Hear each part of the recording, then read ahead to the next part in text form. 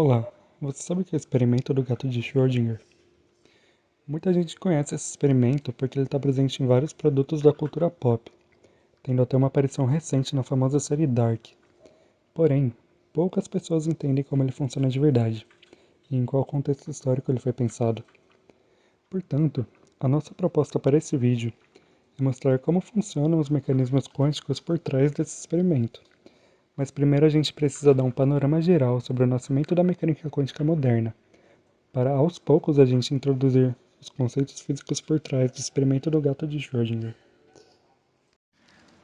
Na passagem do século XIX para o XX, várias tecnologias foram surgindo, e com elas, os cientistas podiam estudar e observar novos fenômenos que não condiziam exatamente com aqueles propostos pela física clássica. Não que esses fenômenos eram observados por erros na condução dos experimentos ou desatenção dos cientistas. O problema era que os cálculos simplesmente não se encaixavam com as medições, e parecia haver algo faltando sempre nas equações. Foi nesse contexto que surgiu o famoso experimento da catástrofe do ultravioleta. Nesse experimento, a emissão de radiação de corpos aquecidos não batia com a teoria clássica, portanto, foi necessário que Planck elaborasse um novo modelo para essa energia radiada. Nesse modelo foi adotada uma constante que permitia calcular essa energia de maneira que ela fosse múltipla de números inteiros, ou seja, a energia passou agora a ser quantizada, daí o nome física quântica. Avançando um pouco nessa cronologia da física de partículas, temos o modelo atômico de Bohr, que deu uma nova cara ao átomo, estabelecendo as órbitas de energia, que serviu de base para as próximas grandes descobertas dos físicos e é até hoje usado nas escolas. Uma dessas descobertas, importante para o experimento do gato de Schrödinger, foi a feita por de Broglie, que uniu as fórmulas de energia de Albert Einstein com a fórmula de energia quantizada de Planck para mudar a forma do elétron para sempre na física. Agora ele podia ser tratado como onda em alguns experimentos e como partícula em outros. A partir desse momento em que se descobriu que o elétron podia ser tratado como onda, iniciou-se uma verdadeira corrida em busca de uma função matemática que descrevesse essa onda. E o vencedor dessa corrida foi justamente Schrödinger, um cara que conseguiu unir genialidade e elegância para exprimir uma das fórmulas mais importantes dessa ciência. A partir da criação da função de onda do elétron, a interpretação de Copenhague mostrou que um elétron não tem uma posição determinada no raio atômico, o que mostrou que o modelo atômico não podia ser determinístico como o de Bohr, em que as posições dos elétrons eram bem definidas. Fazia mais sentido a criação de um novo modelo atômico, dessa vez probabilístico, onde não seria possível determinar a posição exata do elétron.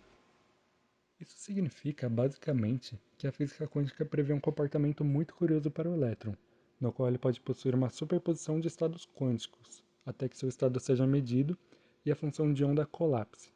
Antes desse colapso, a onda tem todas as características inerentes a uma partícula, mas até que essas características sejam medidas, não é possível que sejam definidas exatamente. Bom, finalmente temos o princípio da incerteza de Heisenberg, que aponta que não é possível saber exatamente a posição e a velocidade de um elétron ao mesmo tempo por motivos de imprecisões inerentes às medidas. Nesse contexto, o físico teórico austríaco Erwin Schrödinger propôs o seu experimento mental, conhecido como gato de Schrödinger. Primeiramente, o que é um experimento mental? Um experimento mental é um experimento não realizável, porém com consequências que podem ser exploradas. O experimento mental do gato de Schrödinger consiste num gato dentro de uma caixa sem nenhuma transparência, junto de um recipiente com material radioativo, um contador Geiger, aparelho usado para detectar radiação, um martelo e um frasco com veneno. Dada a quantidade de material radioativo ser baixa, a chance de detecção pelo contador é de 50%. Caso haja essa detecção, o contador acionaria o martelo que quebraria o frasco com veneno, resultando na morte do gato.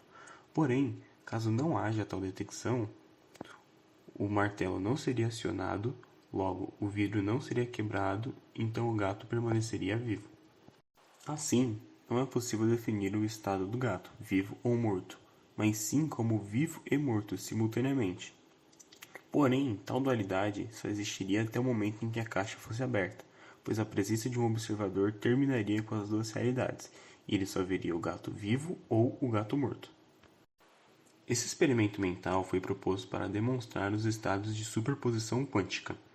Só saberemos se o gato está vivo ou morto se abrirmos a caixa, Mas, se isso for feito, alteramos a possibilidade do gato estar vivo ou morto.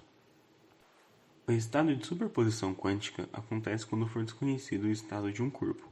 Assim, se não pudermos identificá-lo, diremos que esse corpo está em todos os estados, ao mesmo tempo que não poderíamos dizer, por exemplo, que o gato não está em estado nenhum, já que ele foi colocado na caixa e sabemos que ele foi colocado.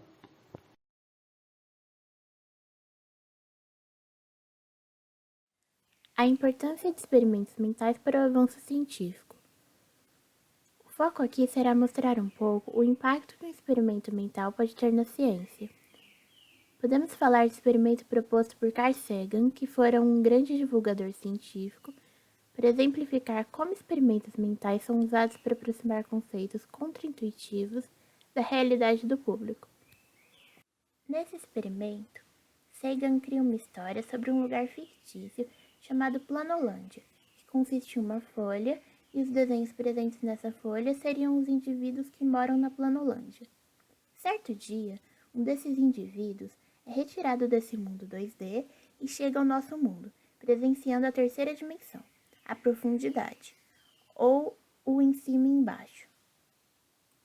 Esse indivíduo, maravilhado com a nova realidade que se revela para ele, não via a hora de contar para seus amigos da Planolândia o incrível mundo 3D que conhecera. Porém, quando ele volta, não consegue explicar o que viu, porque na Planolândia não existe em cima e embaixo, ou seja, o indivíduo não consegue nem apontar a direção que a profundidade se estende, porque a realidade daquele lugar é completamente diferente daquela que o indivíduo presenciou. Algo parecido acontece no experimento proposto por Schrödinger, visto que é muito comum tentarmos explicar a realidade quântica com objetos que se comportam pelas regras da física clássica, como quando usamos bolas de tênis para representar elétrons, algo completamente incoerente com as novas regras da física quântica. Ao estender o conceito de superposição quântica ao gato, Schrödinger busca diminuir inconsistências que existiriam meramente comparando o elétron, com todas essas propriedades que fogem do imaginário comum, como a dualidade onda-partícula, com uma bola de tênis que pode estar em diferentes estados quânticos ao mesmo tempo. Apenas um experimento mais complexo e melhor elaborado, como o experimento mental de Schrödinger, poderia tratar os conceitos da superposição quântica e o princípio da incerteza da maneira elegante e bem explicada que merecem. E é aí que está a importância de experimentos mentais no avanço científico, onde conceitos muito complicados e contraintuitivos encontram em mentes brilhantes e imaginativas formas de serem melhor entendidos, facilitando a divulgação científica e debates que antes não seriam possíveis.